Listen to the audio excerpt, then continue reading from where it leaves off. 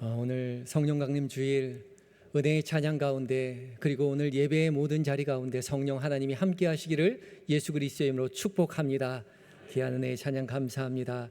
우리 옆 사람 향해 이렇게 인사하겠습니다. 천국에서 꼭 다시 만납시다. 천국에서 꼭 다시 만납시다. 우리가 이렇게 주일날 모여서 함께 예배하는 이유는 여기서 그치는 것이 아니라 우리 모두 천국 가기 위함이죠. 예수 믿어 천국 가는 것이 우리 소원입니다.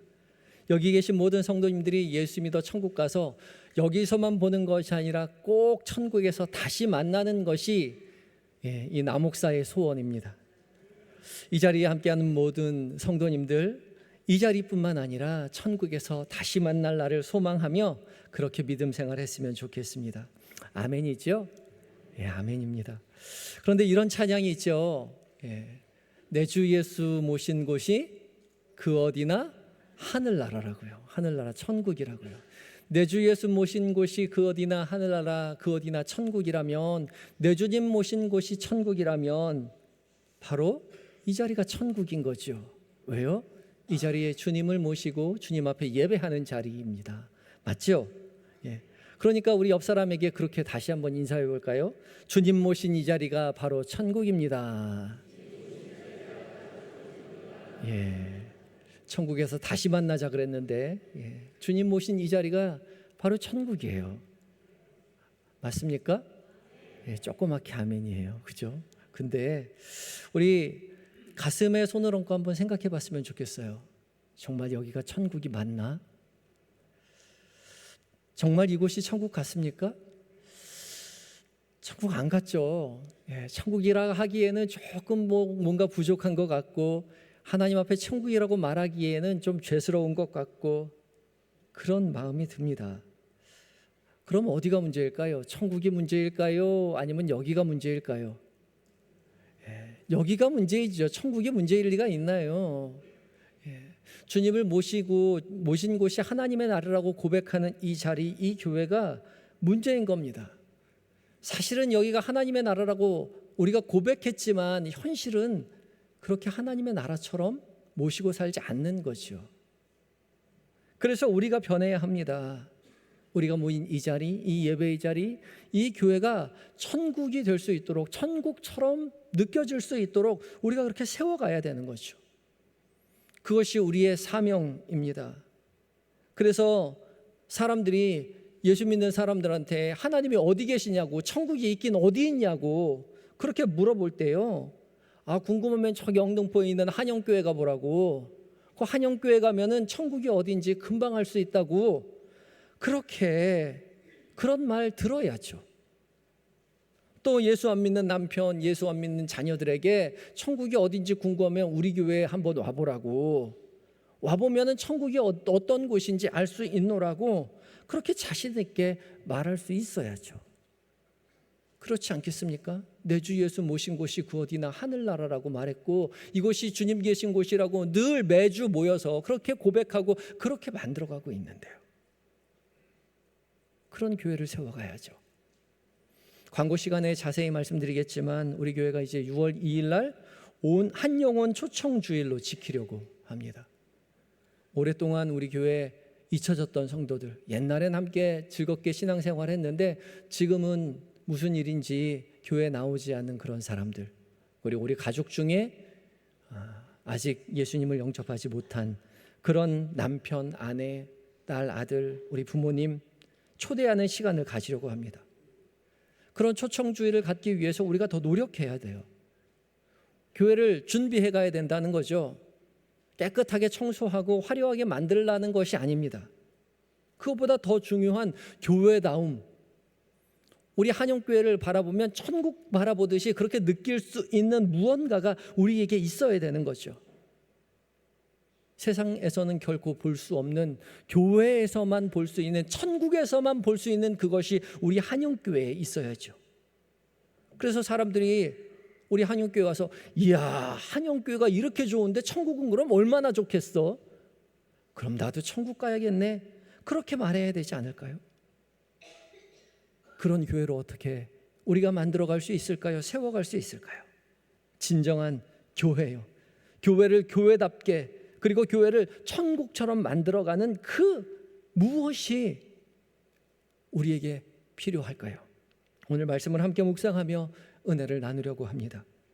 먼저 우리가 첫 번째 기억해야 할 것은요, 진정한 교회는 성령이 충만한 교회라는 사실입니다. 함께 읽어볼까요? 시작. 진정한 교회는 성령이 충만한 교회입니다.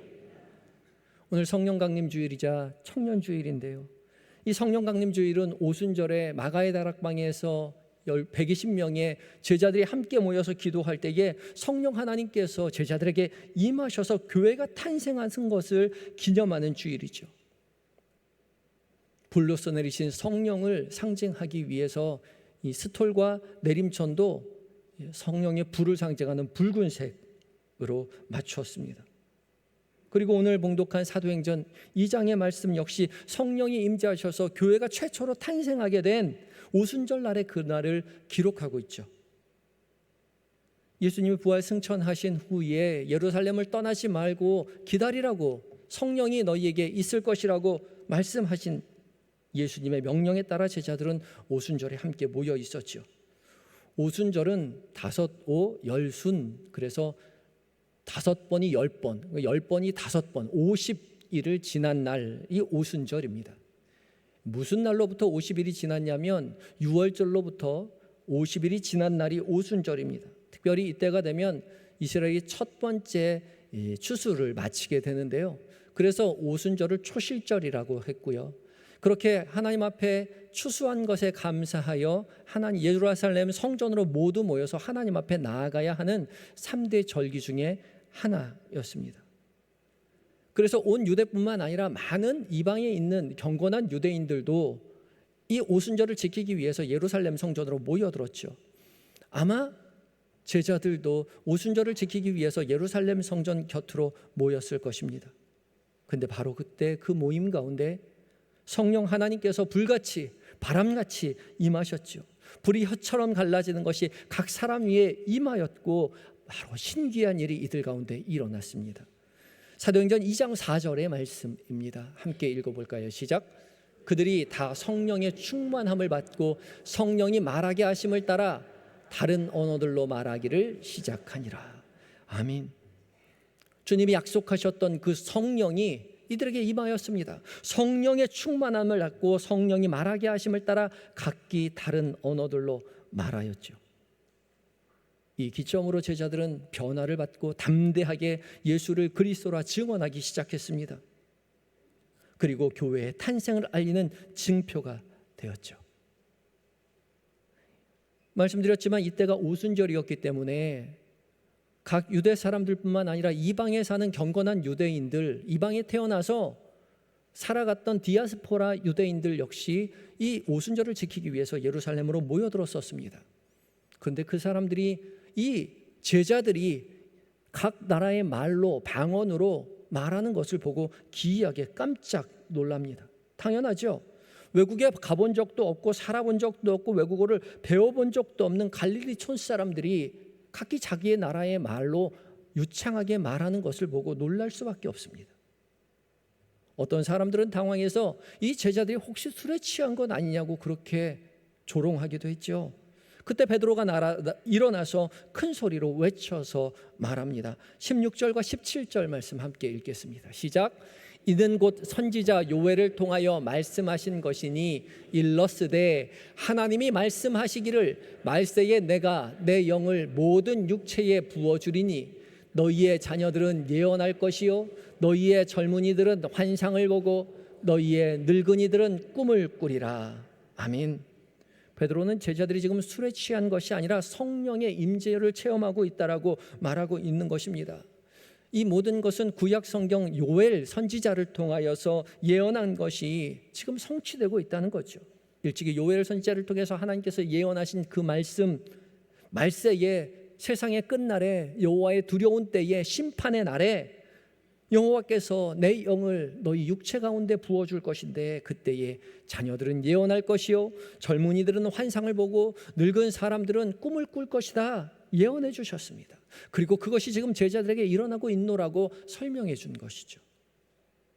베드로가 인용한 이 요엘서의 말씀은 경건한 유대인이라면 누구나 다 기억하고 있는 내용이었습니다. 그들도 함께 기다리며 고대하고 있었던 하나님의 임재하심, 메시아의 오심, 그 구원의 때, 그때가 왔다라고 베드로가 설명해 준 거죠.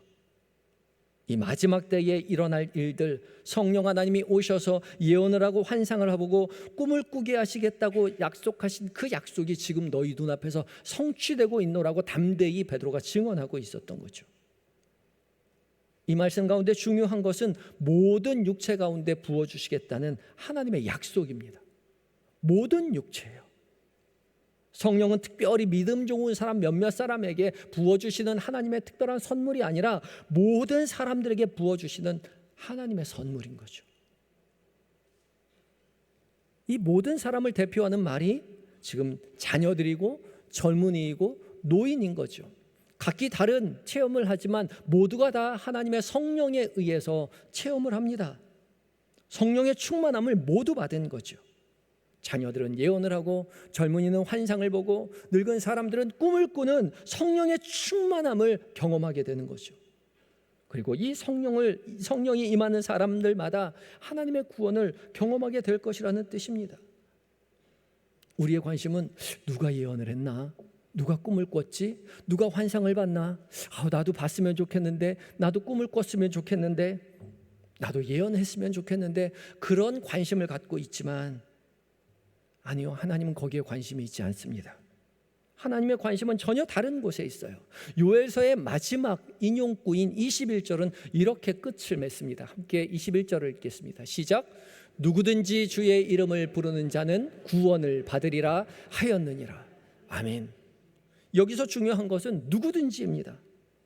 모든 육체에 성령 하나님을 부어주셨듯이 누구든지 주의 이름을 부르는 자는 구원을 얻으리라고 말씀하고 계시는 거죠. 주의 이름을 부르는 모든 사람들이 구원을 얻을 수 있도록 성령 하나님께서 각자 다른 은사로 충만히 그들에게 임하는 것이죠. 그리고 그 충만히 임함을 통해서 자신이 주의 이름을 부르며 구원을 얻게 될 것이라고, 모든 이들이 구원을 얻게 될 것이라고 그렇게 이야기하는 것이죠. 그리고 그 사실을 지금 이방 사람들이 보고 있습니다. 각기 자기의 나라의 말로서 유창하게 대화하고 있는, 말하고 있는 제자들을 지금 보고 있는 것이죠. 땅 끝까지 이르러 증이 되겠노라는 주님의 명령이 지금 이 자리에서 이루어지고 있는 것이죠. 누구든지요, 주님의 이름을 부르는 자는 구원을 받을 것입니다. 이것으로 충분합니다. 모든 육체가 성령의 충만함을 받고 누구든지 예수를 주라 시인하는 자들마다 구원을 얻게 될 것이라는 거죠. 예언을 하지 못해도, 꿈을 꾸지 못해도, 환상을 보지 못해도 상관없습니다. 누구든지 주의 이름을 부르는 자, 이미 성령으로 충만한 사람이라는 거죠. 고린도전서 12장 3절은 또한 이렇게 말씀하고 있습니다. 함께 읽습니다. 시작. 그러므로 내가 너희에게 알리노니 하나님의 영으로 말하는 자는 누구든지 예수를 저주할 자라 아니하고 또 성령으로 아니하고는 누구든지 예수를 주시라 할 수 없느니라. 아멘. 성령으로 아니하고는 누구든지 예수를 주시라 말할 수 없습니다. 오직 성령으로만 예수님을 주라고 고백할 수 있는 것이지요.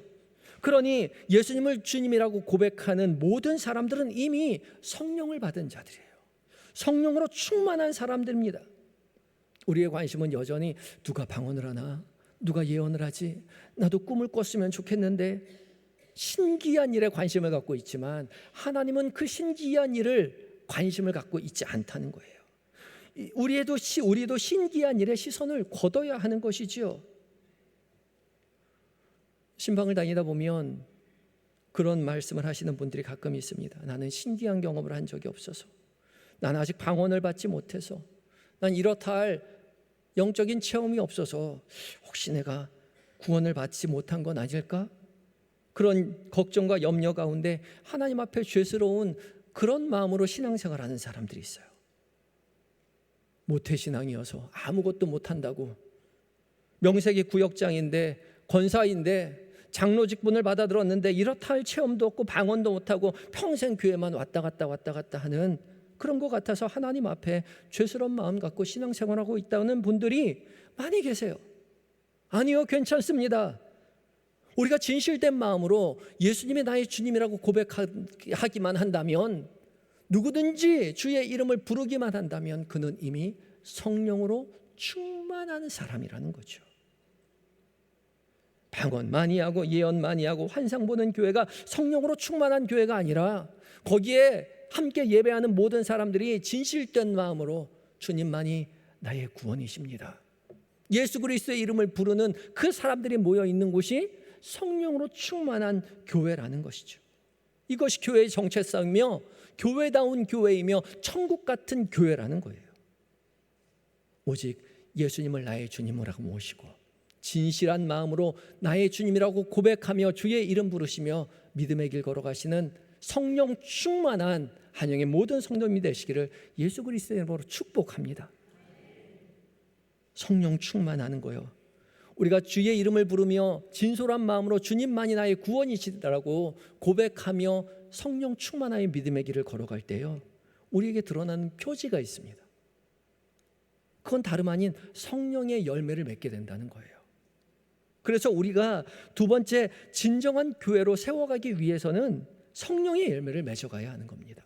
함께 읽어볼까요? 시작. 진정한 교회는 성령의 열매를 맺는 교회입니다. 아멘.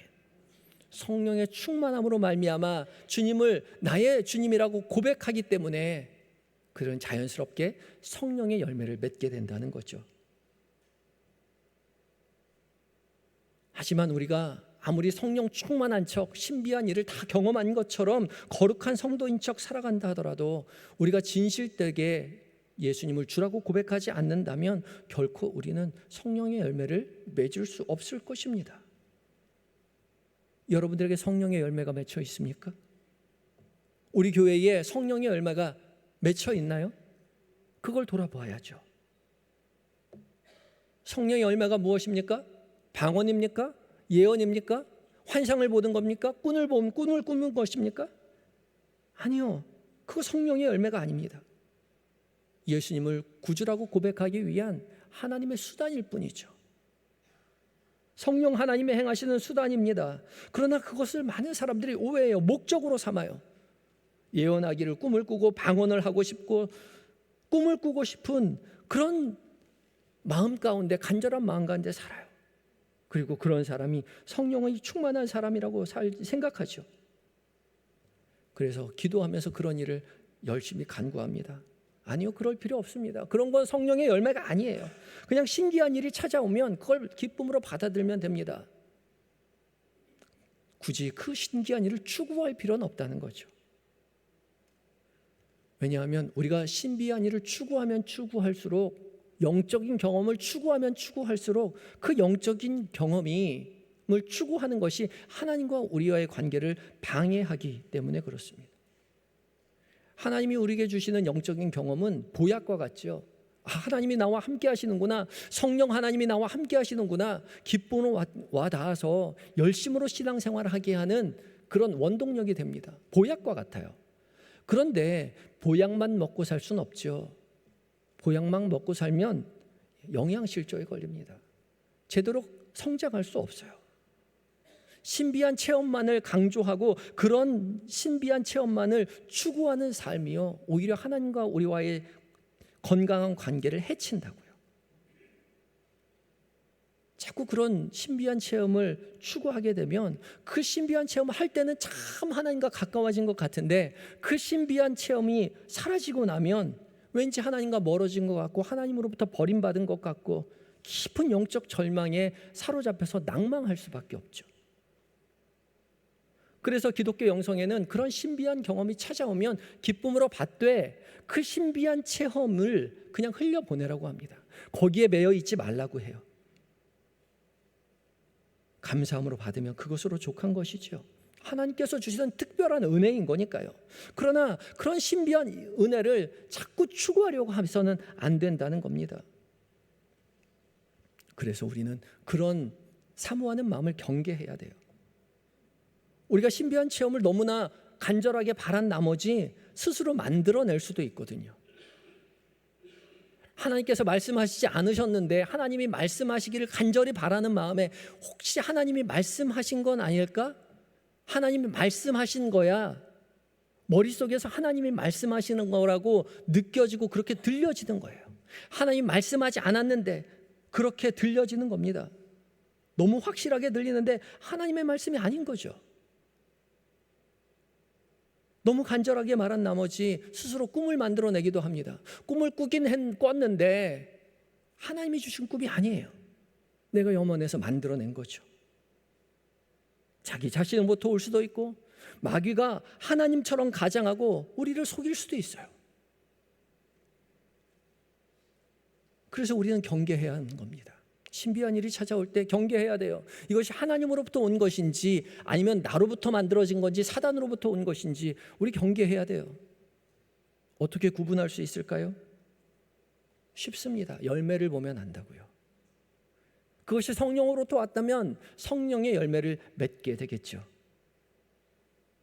열매를 보면 그 나무가 어떤 나무인지 명확히 구분이 되지 않아요? 성령의 역사라면 반드시 성령의 열매가 맺혀질 것입니다. 성령의 열매가 무엇일까요? 우리 다 아시죠? 갈라디아서 5장 22절과 23절 우리가 너무나 잘 아는 말씀입니다. 함께 읽어볼까요? 시작. 오직 성령의 열매는 사랑과 희락과 화평과 오래 참음과 자비와 양선과 충성과 온유와 절제니 이 같은 것을 금지할 법이 없느니라. 아멘. 오직 성령의 열매는 사랑과 희락과 화평과 오래 참음과 자비와 양성과 충성과 온유와 절제라고 하셨어요. 우리 다 아는 거죠. 근데 여기 신비한 것이 있나요? 하나도 없어요. 신비한 것은 하나도 없어요. 주님의 성령의 열매는 신기한 것이 아니라는 거죠. 우리 다 잘 아는 거예요. 이 모든 것들이 성령의 열매예요. 이런 것을 맺게 하기 위해서 하나님께서 우리에게 성령의 충만함을 주신다는 거죠. 우리에게 오는 여러 충만한 하나님의 은혜가 하나님으로부터 왔다면 이런 열매들이 맺게 된다는 거죠. 사랑이요, 서로 사랑하게 되고요. 희락이요, 기쁨이 있어요. 화평이요, 서로 화목하게 지내고요. 오래 참음이요, 서로 인내하게 됩니다. 자비요, 서로 친절하게 대하게 되고요. 양선이요, 선하게 착하게 살아가죠. 충성이요, 신실한 믿음을 갖게 되고 온유요, 이웃에게 부드럽게 대할 수 있어요. 그리고 절제요, 과욕하지 않아요. 욕심 부리지 않아요. 이것이 성령으로 충만한 자의 삶이에요. 우리가 성령으로 충만히 살다 보면 이런 삶이 우리의 삶 가운데 자연스럽게 드러나게 된다는 거죠. 이 성령의 9가지 열매를 한마디로 축약하자면 사랑입니다. 하나님의 사랑받아 믿음의 길 걸어가다 보면 당연히 사랑을 열매 맺게 되는 거죠. 이타적인 삶을 살게 됩니다. 그런 사랑이 없다면 그것이 아무리 신비적인 그런 능력으로 보인다 하더라도 그것은 성령의 역사가 아닌 거죠. 우리가 예수 믿다 보면 요즘에 유튜브 보면 너도 나도 주님의 음성을 들었다는 사람들이 얼마나 많이 있는지 몰라요. 예언하는 사람들이 얼마나 많이 있는지 몰라요. 이제 곧 무슨 일이 일어날 것이라고 회개하라고 이야기하지만 하지만 다 세대주의자들입니다. 주님도 모르시는 그날과 그때를 어떻게 안다고 그렇게 자신 있게 말하나요? 하나님이 그에게 말한 것이 아니라 자기가 자기에게 말하고 사단이 자기에게 말하고 자기도 속고 사람도 속이는 거죠. 주위에서 바라봐야 할 것은 그 사람의 삶에 사랑의 열매가 맺히는지 성령의 열매가 맺히는지 자세히 봐야 돼요. 성령의 열매요. 정리하자면 성령이 충만한 성도요, 성령이 충만한 교회는 예수 그리스도를 주님이라고 고백하는 성도들, 그런 교회인 것이고, 그런 성도들이 다니는 그 교회는 성령의 열매가 무럭무럭 자라나는 그러한 교회인 것이죠. 사랑하는 교회입니다. 성령의 열매라고요. 열매는 쉽게 맺히지 않습니다. 오랜 시간이 걸려요. 단기간에 열심히 한다고, 열심히 물 주고 비료 준다고 열매가 맺히지 않죠. 오랜 기간이 걸리지만 열매는 맺힐 수도 있고 안 맺힐 수도 있습니다. 우리의 열심이 필요하죠. 노력이 필요합니다. 열매를 맺기 위한 우리의 노력이 필요해요. 성령 하나님께서 우리에게 충만히 임하실 때에 우리가 그 열매를 맺기 위한 노력이 우리에게 있어야 한다는 거예요. 우리의 삶 가운데 성령이 충만하여 주님만이 나의 구원자이시라고 주님의 이름 부르며 믿음의 길 걸어갈 때에 우리의 삶 가운데 주님을 사랑한다고 고백하고 이웃을 사랑하며 희생하며 기쁨 가운데, 화평함 가운데, 양선 가운데, 온유함 가운데 자비를 드러내며 믿음의 길 걸어가야 합니다. 사랑하며 살아가는 연습을 부단히 해야 돼요. 그때 비로소 우리의 삶에 조그맣게 성령의 열매가 맺히게 되겠죠. 그날을 기대하며 살아가시는 성도 여러분들이 되시기 바랍니다. 그리하여 많은 사람들이 우리 교회에 와서 야, 한영교회가 이렇게 좋은데 천국은 얼마나 좋을까? 다른 곳은 몰라도 이곳은 천국임에 틀림없다라고, 하나님이 함께 하시는 곳이라고, 성령이 충만한 곳이라고 고백하게 될 그날을 기대하며 믿음의 길을 걸어가시기 바랍니다. 오직 성령으로 충만하여 진실된 마음으로 주님이라고 고백하고 성령의 열매를 맺으며 사랑하며 살게 되시는 한영의 모든 성도님이 되시기를 예수 그리스도의 이름으로 축복합니다. 다 같이 기도하시겠습니다. 오순절 마가의 다락방에 임하신 성령 하나님, 이 시간 우리의 모임 가운데 임하여 주시니 감사합니다. 우리의 입술을 열어 우리의 마음을 다하여 주님을 나의 주님이라고 고백하며 주 앞에 찬양할 때에 주님, 우리의 고백을 받아 주시옵소서.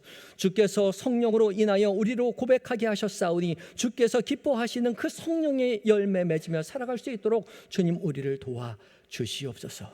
그리하여 우리의 가족이 우리의 삶을 통하여, 우리의 이웃이 우리의 교회를 통하여 살아계신 하나님의 능력을 보며 천국의 삶을 함께 기대하며 소망하며 살아갈 수 있도록 주여 역사하여 주시옵소서. 우리의 유일한 구원자가 되시는 예수님의 이름으로 기도드립니다. 아멘.